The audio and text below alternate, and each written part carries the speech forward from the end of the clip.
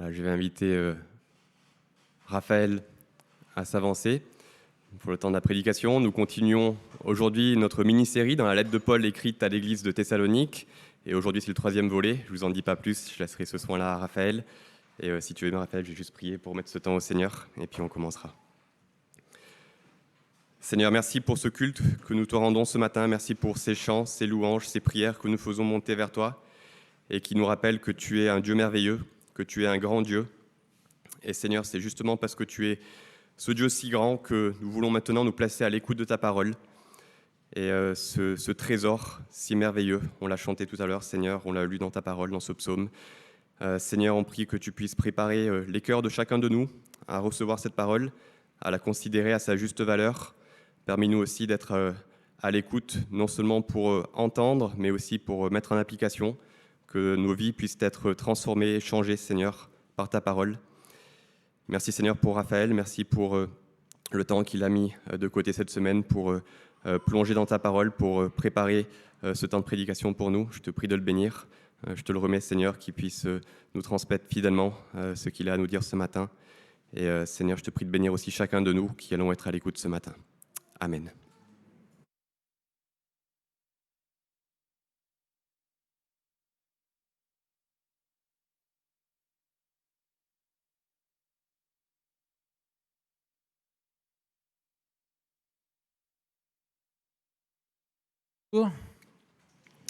Bonjour à tous, bonjour à vous aussi qui nous suivez par YouTube. Donc Scott le disait, nous allons continuer de parcourir la première lettre de Paul aux Thessaloniciens, qui se trouve dans le Nouveau Testament. Et je voudrais introduire en nous posant une question. Comment devons-nous vivre nos relations dans l'Église ? Entre frères et sœurs, comment devons-nous vivre nos relations ? Mon frère a créé une école de musique avec un concept original, ce sont des cours en ligne. Il s'est inspiré de choses qui existaient déjà, mais le principe est celui-ci. Learn from the best. Apprenez des meilleurs. Apprenez des meilleurs musiciens sur un instrument en particulier. Et il a recueilli dans son école, il a enregistré les meilleurs joueurs mondiaux de cet instrument, et ainsi ses élèves, en s'inscrivant dans son école en ligne, peuvent apprendre des meilleurs. C'est une époque formidable, hein. C'est une époque formidable. Et imaginez, vous êtes un passionné de football et vous avez l'occasion d'aller vous entraîner avec les plus grands coachs, les meilleurs joueurs de votre génération. Ce serait super. Apprendre un instrument auprès des meilleurs, c'est génial. Dans votre métier, j'imagine que c'est la même chose. Eh bien, nous avons l'occasion, nous aussi, d'apprendre à répondre à cette question de la part d'un des meilleurs, qui est l'apôtre Paul. Et je vous invite tout de suite à lire avec moi, donc, dans 1 Thessaloniciens,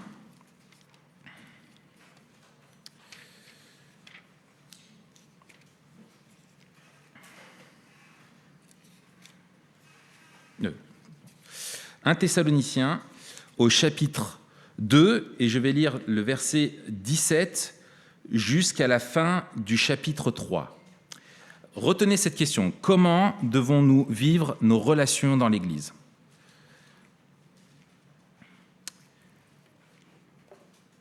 Donc, Paul a écrit, Paul est parti de Thessalonique précipitamment, c'est une église qu'il avait fondée dans cette ville.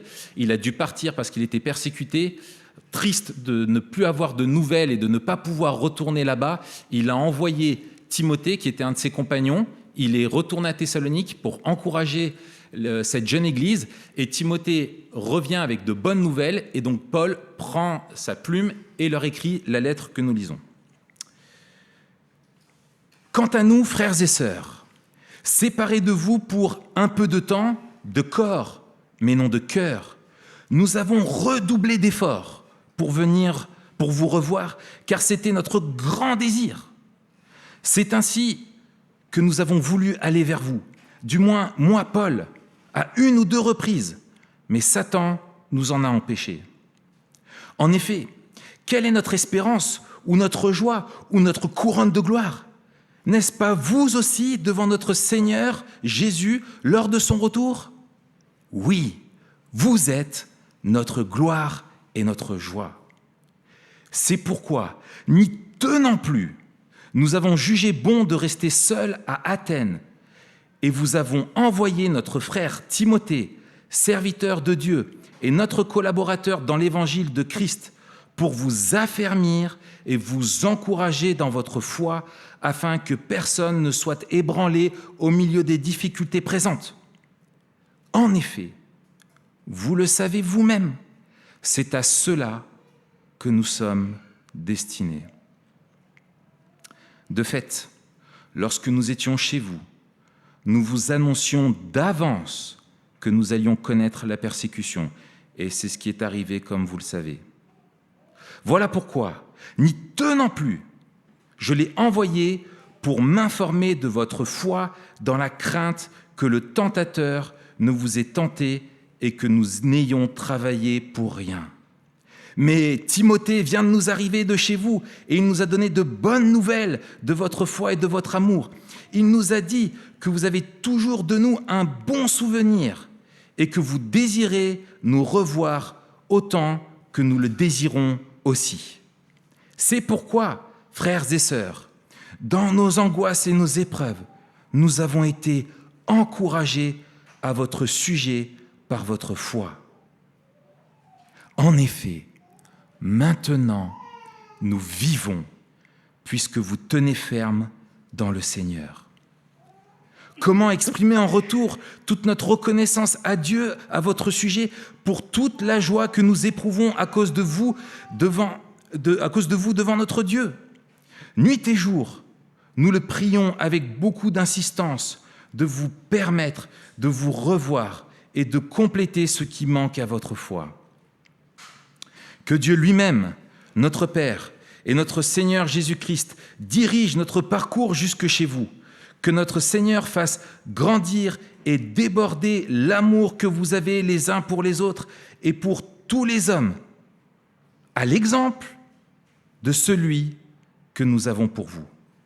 Qu'il affermisse ainsi votre cœur pour qu'il soit irréprochable dans la sainteté devant Dieu notre Père lors du retour de notre Seigneur Jésus avec tous les saints. Comment devons-nous vivre nos relations entre frères et sœurs dans l'Église? Je crois qu'en regardant à l'apôtre Paul, aux sentiments qu'il habite, à ses souhaits qu'il a pour l'Église, eh bien, il nous donne un modèle de relations que nous devons cultiver. Et juste un petit détail, regardez à la fin de notre texte, dans la prière de Paul, il dit que le Seigneur fasse grandir et déborder l'amour que vous avez les uns pour les autres et pour tous les hommes, à l'exemple de celui que nous avons pour vous. Au chapitre 1er, nous l'avions vu il y a 3 semaines maintenant, Paul dit que les Thessaloniciens ont appris à devenir ses imitateurs et celles des autres églises.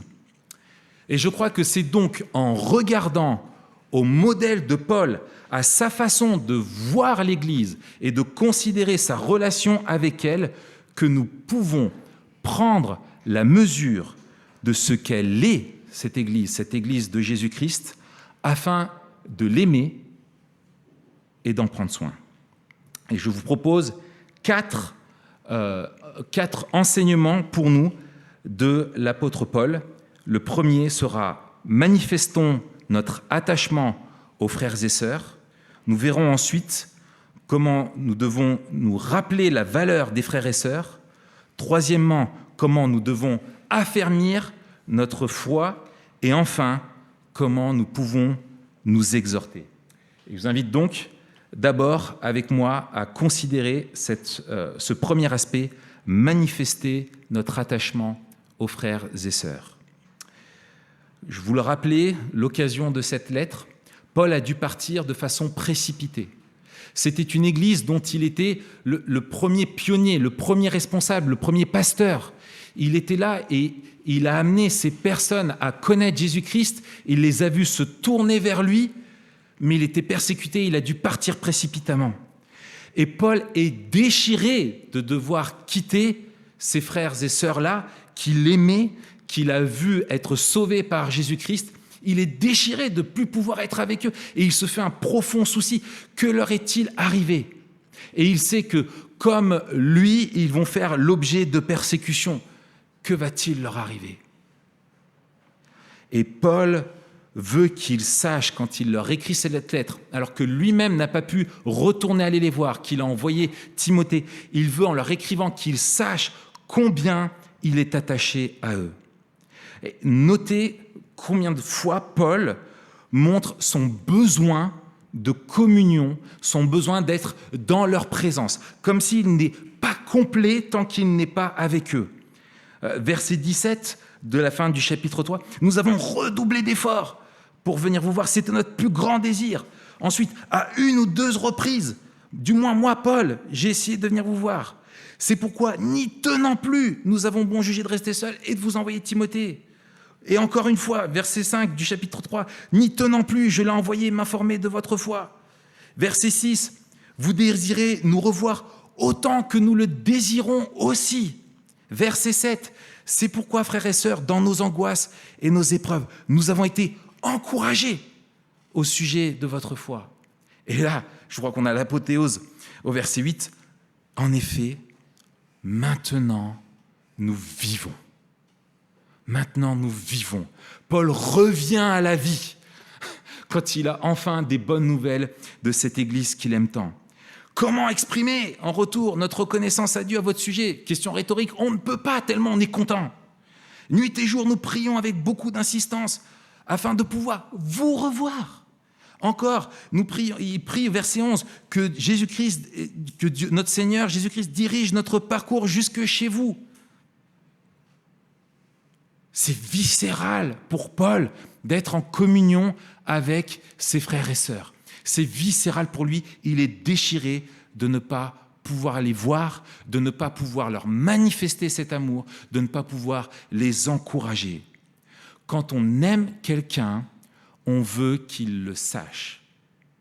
Si quelqu'un est censé vous aimer, mais qu'il ne vous manifeste jamais le moindre signe, ni verbal, ni gestuel, ni la moindre attention, c'est que cette personne est indifférente, c'est que cette personne ne vous aime pas.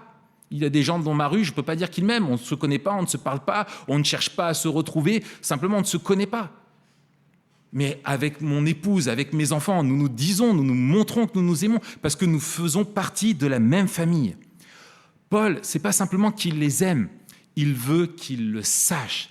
Et vous avez vu le nombre de tournures qu'il utilise, on a l'impression qu'il ne sait plus comment le dire. Il n'a plus de mots pour leur dire combien il leur manque. Et il leur dit que l'amour qu'il a pour eux doit être l'exemple des relations qu'ils doivent avoir. Vous avez la chance d'être entre vous. Montrez-vous intentionnellement, intensément de l'amour. Et alors que même il est en grande difficulté, persécuté, son plus proche collaborateur, celui qui était pour lui comme son fils, eh bien il s'est amputé encore de sa présence, alors qu'il était d'autant plus attaché à Timothée. Et il a accepté de s'amputer de la présence de ce fils spirituel pour l'envoyer afin de prendre soin d'eux, parce que eux aussi, il les aime. Et comme il est resté que peu de temps avec eux, il trouve qu'il n'a pas eu assez de temps pour leur montrer combien il les aime. Quels enseignements pour nous! Je crois que pour vous, comme pour moi, ça en pointe un premier. C'est que je suis profondément interpellé par cet amour qu'a Paul pour l'Église. Et ça me renvoie au mien. Est-ce que je ressens ce manque viscéral? Est-ce que si je n'ai pas ma vie communautaire, je me sens amputé d'une partie de moi-même, comme le ressent Paul?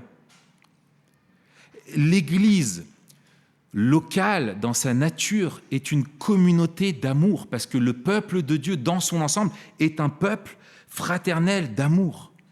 Et la vie chrétienne est tissée de relations d'amour. Elle est saturée de ces relations-là, de communion fraternelle, d'un attachement mutuel, passionné et profond. Est-ce que nos frères et sœurs nous manquent ? Est-ce que pendant toute la période compliquée que nous avons vécue, l'Église nous a manqué ? Si oui, comment cela s'est-il manifesté concrètement ? Et je crois que, alors que je me sens accusé personnellement par ces mots de Paul, d'autant plus en tant que responsable, où je dois être un modèle, eh bien, je vois le secours, même dans la prière de Paul, qui prie que le Seigneur fasse grandir et déborder l'amour que vous avez les uns pour les autres. Et je sais que mon secours est dans la prière, et je veux prier pour que Dieu élargisse mon cœur, qu'il me montre la valeur de mes frères et sœurs, qu'il me remplisse d'amour pour eux, qu'il m'apprenne à les aimer comme lui les aime. L'autre enseignement, il me semble, qui découle de ce désir d'attachement aux frères et sœurs de l'apôtre Paul, c'est qu'une vie chrétienne pleine, épanouie, qui arrive dans sa période de maturité, ne peut être sans le désir de relations fraternelles intenses. Un homme, une femme aussi spirituelle et mature qu'à l'exemple de l'apôtre Paul, ne peut pas se priver de relations. Au contraire, plus il grandit dans sa foi, plus il va aimer et désirer ses relations personnelles. Et notre amour pour l'Église, la qualité de nos relations interpersonnelles, la qualité de notre engagement, de notre attachement manifesté dans la relation avec nos frères et sœurs est le témoignage de notre maturité spirituelle. Ce n'est pas l'ampleur de nos connaissances théologiques, le nombre de versets que nous pouvons citer par cœur. C'est utile, c'est indispensable de bien connaître la parole. Mais si elle ne nous transforme pas et qu'elle ne nous pousse pas à être dans des relations teintées d'amour, saturées de compassion, alors c'est que nous passons complètement à côté de ce que Dieu veut pour nous. C'est que nous n'arrivons pas à cette maturité-là à laquelle nous sommes appelés. Un autre enseignement qui, en se plaçant de l'autre côté, dans cette période-là, en plus en particulier, est-ce que nous prenons conscience des souffrances que peuvent générer le manque de relations avec les frères et sœurs qui ne peuvent pas être en communion avec nous pour des raisons de santé? Est-ce que nous réalisons les souffrances comme Paul? Est-ce que ces personnes qui ne vivent pas parce qu'elles ne peuvent pas être parmi nous? Alors, que faisons-nous concrètement vis-à-vis de ces personnes? Un coup de téléphone? Prendre des nouvelles? Encourager? S'enquérir de leur situation? Comment pouvons-nous leur manifester qu'elles nous manquent? C'est notre responsabilité à nous tous.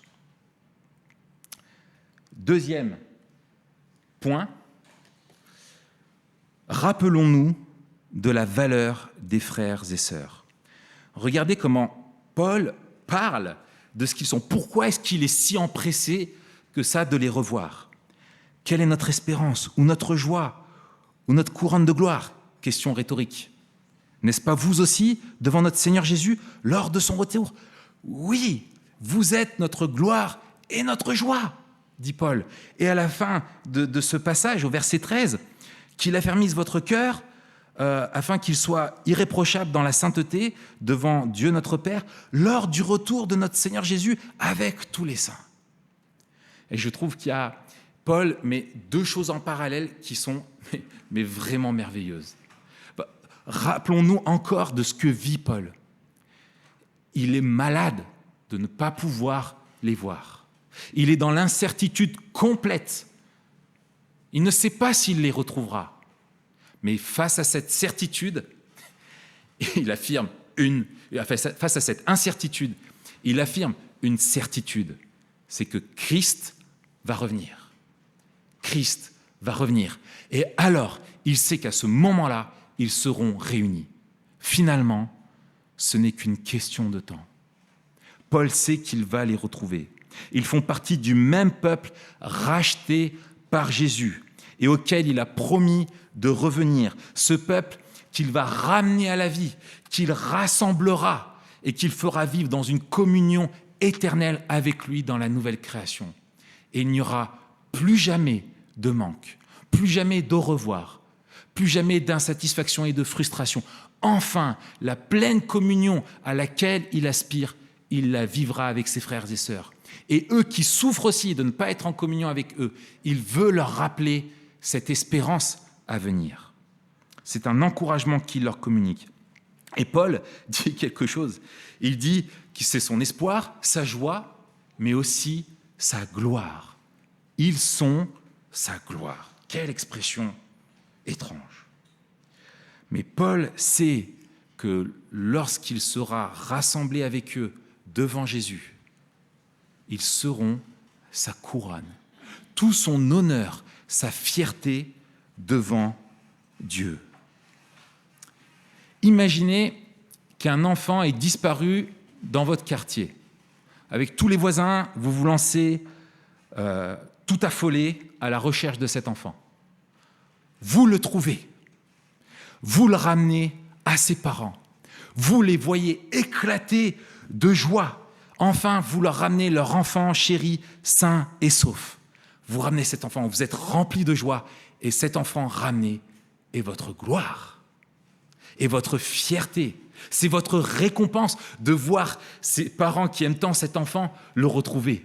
C'est ça qui fait votre joie et votre récompense. C'est cette fierté-là que Paul sait qu'il retrouvera, qu'il trouvera, qu'il expérimentera, parce qu'il aura participé à amener ses enfants auprès de Dieu. Et Paul trouve toute cette fierté là-dedans. Alors oui, Paul aura une récompense bien à part, car il était un homme bien à part, l'apôtre Paul, à qui Jésus a donné une mission particulière. Mais il est rendu participant, co-ouvrier de la mission de Jésus, et Jésus veut l'utiliser pour ramener à lui son peuple. Mais il y a un détail qui, je crois, est extraordinaire aussi pour nous. Depuis que Paul a quitté cette église de Thessalonique, nous l'avons vu, c'est une église qui a grandi, qui a rayonné. Au chapitre 1, Paul rappelle cela. Cette église a considérablement grandi. Et il y a dans cette église de Thessalonique plein de chrétiens, de nouveaux frères et sœurs que Paul ne connaît pas, qu'il n'a jamais croisés. Paul ne dit pas à ceux qui étaient là au tout début, quand moi j'y étais, à vous que j'ai personnellement amené à la foi, ou vous que j'ai baptisé, vous êtes ma couronne de gloire au jour de Christ. Non, il s'adresse à toute l'Église. Pourtant, certains ne l'ont jamais connu.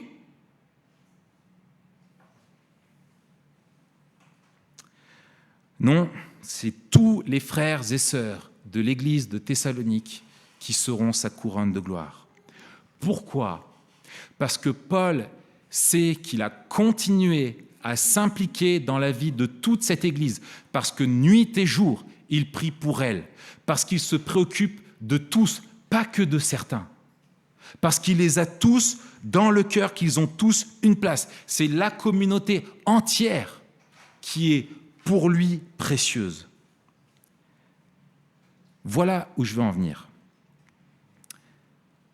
Quand nous comprenons la valeur aux yeux de Christ qu'ont nos frères et sœurs, quand nous les estimons à leur juste valeur, quand nous sommes impliqués dans leur vie d'une manière ou d'une autre, par la prière, par le service, par la préoccupation, par la charge qu'ils ont dans notre cœur, et que nous les remettons à Dieu et que nous nous sentons responsables, redevables de leur bien, eh bien nous participons à leur croissance d'une manière ou d'une autre, à leur bien-être, à leur développement, à leur épanouissement dans leur foi, et ils sont aussi pour nous, dans une certaine mesure, notre couronne de gloire. C'est que nous éprouverons de la fierté en les regardant que ce que Christ aura fait pour eux, en réalisant qu'il nous a utilisés comme ses instruments pour les servir et que ce sera quelque chose de mutuel. Enfin, vous imaginez, nous sommes mutuellement notre couronne de gloire. Enfin, je trouve que c'est quelque chose qui est renversant, non ?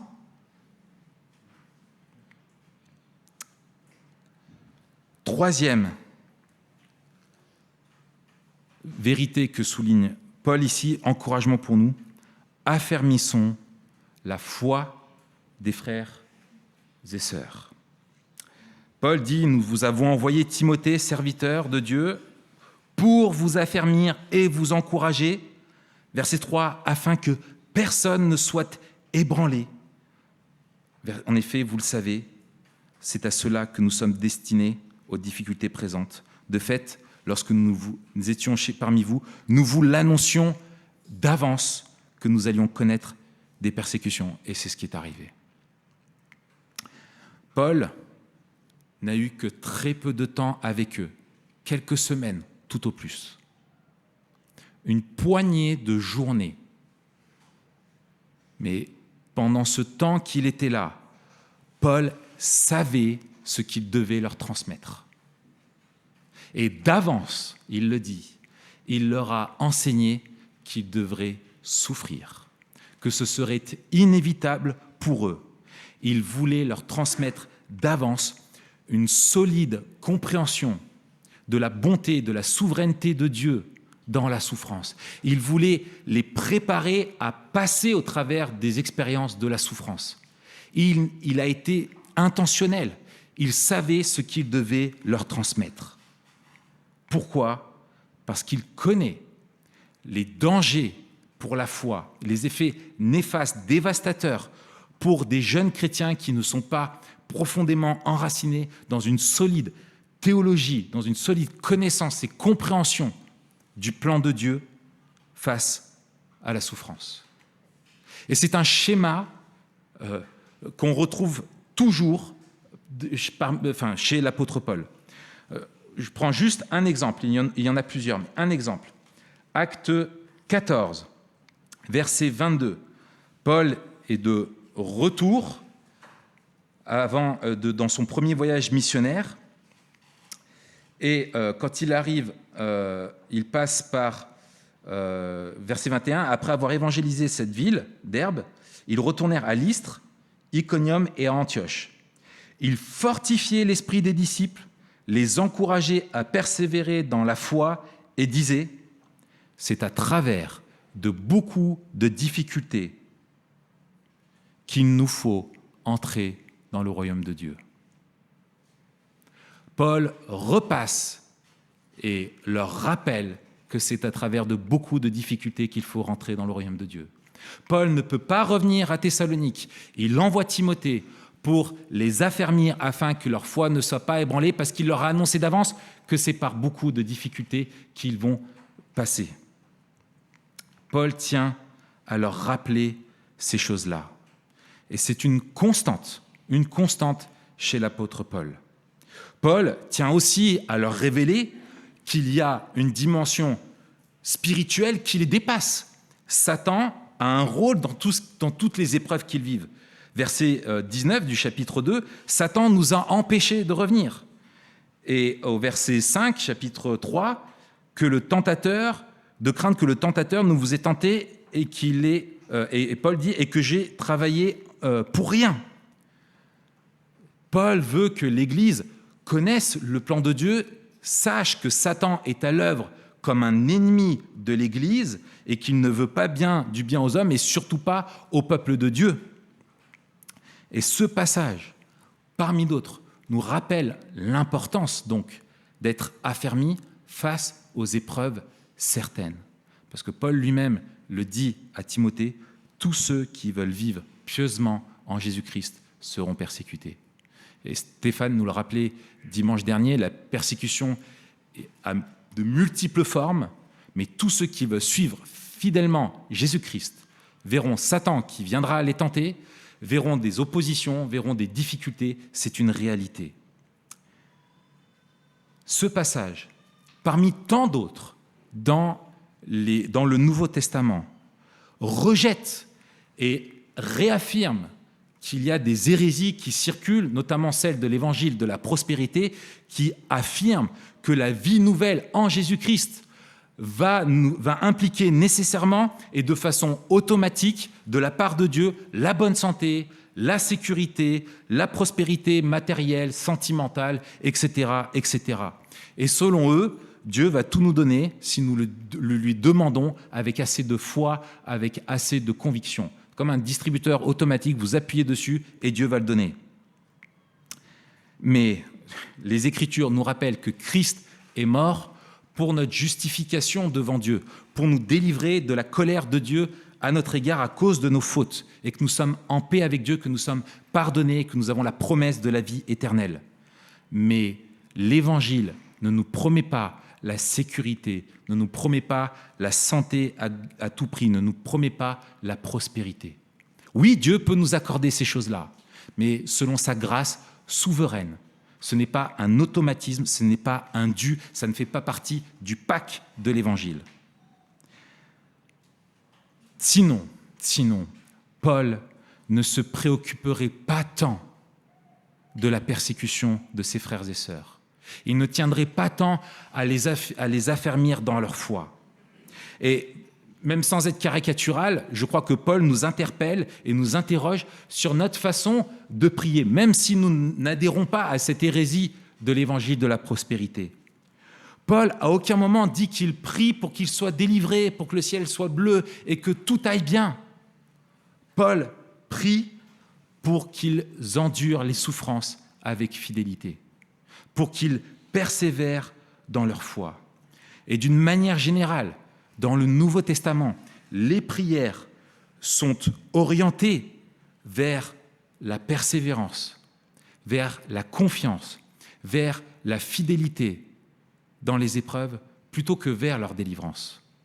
Et oui, nous pouvons prier à Dieu pour nos besoins, prier à Dieu pour la délivrance, mais prier aussi que Dieu, dans l'épreuve, s'il ne nous en délivre pas, alors nous accorde la persévérance, la foi et la fidélité. C'est ce que Paul souhaite communiquer à l'Église. Sinon, si nous ne prions que pour la délivrance, que pour la réussite, que pour ne pas avoir de problème, c'est que c'est la peur qui gouverne nos cœurs et non plus la conscience de la souveraineté et de la bienveillance de Dieu à notre égard. Nous devons, je crois, apprendre à mieux prier selon la Bible, à nous inspirer des prières du Nouveau Testament en particulier pour apprendre à accepter la souveraineté de Dieu et prier dans le sens des Écritures. Une autre application, il me semble, qui est évidente, c'est qu'il y a une responsabilité de l'Église locale, par amour, par bienveillance, vis-à-vis des jeunes chrétiens en particulier, mais même de toute la communauté, à nous éduquer à la persévérance dans la souffrance. Il y a une dimension du discipulat de rappeler qu'il y a la souffrance, qu'elle est présente. Nous avons l'exemple de Jésus qui a préparé les disciples aux persécutions à venir. Les apôtres ont fait la même chose vis-à-vis de l'Église. Et encore une fois, tous ceux qui veulent vivre pieusement en Jésus-Christ seront persécutés. Et donc, au sein de notre communauté, nous devons nous exhorter à la fidélité, à la persévérance, à toutes ces choses-là. Que ce soit dans nos relations informelles, dans l'enseignement qui est transmis au groupe de jeunes, dans l'école du dimanche, dans l'accompagnement au baptême, vis-à-vis des jeunes chrétiens en particulier, se dire ils sont plus vulnérables parce qu'ils n'ont pas encore reçu tous ces enseignements-là. Et d'être réaliste. La question n'est pas est-ce que nous allons souffrir, mais quand est-ce que nous allons souffrir. Et nous souffrons tous d'une manière ou d'une autre. Et notre foi est ébranlée. Mais si nous n'avons pas de racines, alors nous sommes balayés. Voici l'avertissement pour nous. Quatrième et dernière exhortation de l'apôtre Paul. Première, manifestons notre attachement. Rappelons-nous de la valeur. Troisièmement, affermissons. Et quatrièmement, exhortons les frères et sœurs. Paul veut les revoir pour compléter ce qui manque à leur foi. Il souhaite encore leur communiquer tant et tant de choses. Et la fin de la prière de Paul est remarquable dans son absence, comment ils peuvent quand même continuer de progresser. Parce que Paul sait qu'il a un rôle à jouer pour leur progression, et c'est pour ça qu'il leur écrit. Mais heureusement, l'Église n'est pas dépendante de l'apôtre Paul pour grandir. Ultimement, elle n'est dépendante que de Christ, que de Dieu le Père. Et regardez, verset 12, que le Seigneur fasse grandir et déborder l'amour que vous avez les uns pour les autres et pour tous les hommes. Verset 13, qu'il affermisse ainsi votre cœur pour qu'il soit irréprochable dans la sainteté devant Dieu, notre Père, lors du retour de notre Seigneur Jésus. Vous voyez le lien ? 2 remarques. Paul établit un lien entre la qualité des relations, grandissez dans l'amour, et leur sanctification. Ainsi, ça affermira votre cœur pour qu'il soit irréprochable. L'amour fraternel, les liens d'amour ont pour conséquence les progrès dans la sainteté de toute l'Église. C'est pas juste de l'amour sentimentalisme, on est ensemble, on fait des câlins, on se donne la main et... Non, excusez-moi, purée, que je dis. Non, enfin, dans un autre contexte, nous ferions ça, mais il y a un but, il y a un lien entre tout ça.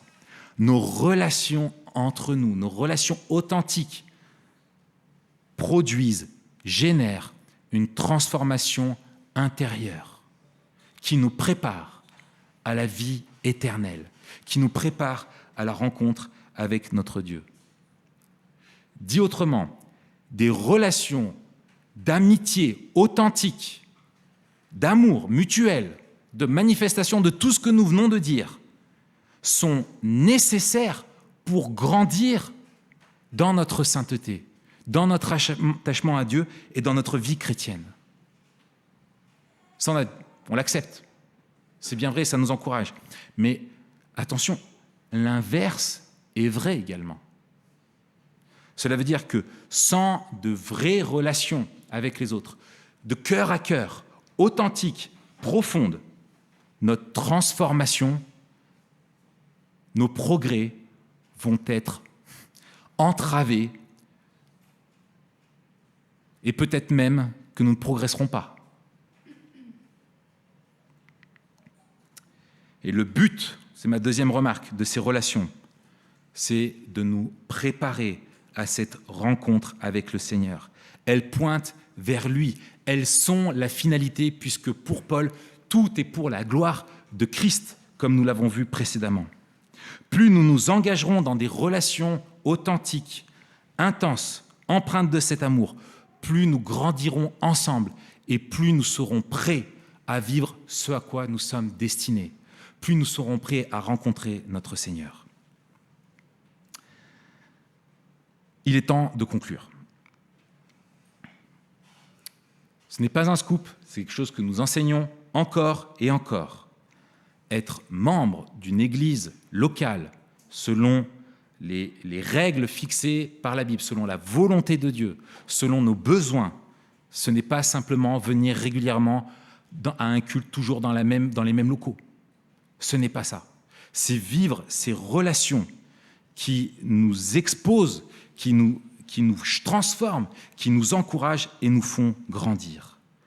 Je crois que l'enseignement pour nous, c'est que nous devons prendre la mesure de ce qu'est l'Église de Jésus afin de l'aimer et d'en prendre soin chacun pour notre responsabilité.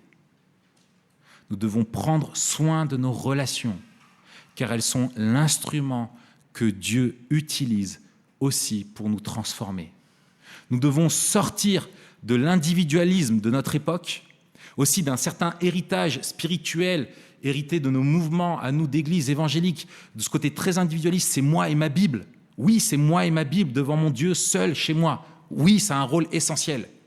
Mais il y a un autre rôle essentiel, c'est la qualité des relations que j'entretiens avec les frères et sœurs. On ne vit pas sa foi tout seul. Alors comme Paul, prions que Dieu nous aide à vivre ces relations, pour prendre la mesure de ce qu'est l'Église de Jésus, afin de l'aimer et d'en prendre soin. Que la parole de Dieu nous transforme. Amen. Nous sommes heureux d'avoir passé ce moment ensemble. Rendez-vous dimanche prochain à 10h sur notre chaîne YouTube. Pour mieux connaître notre église, visitez notre site www.ecegrenoble.fr. Si vous désirez entrer en contact avec l'un des responsables, écrivez-nous à contact@ecegrenoble.fr. Retrouvez les liens du site et l'adresse de contact en description. À bientôt!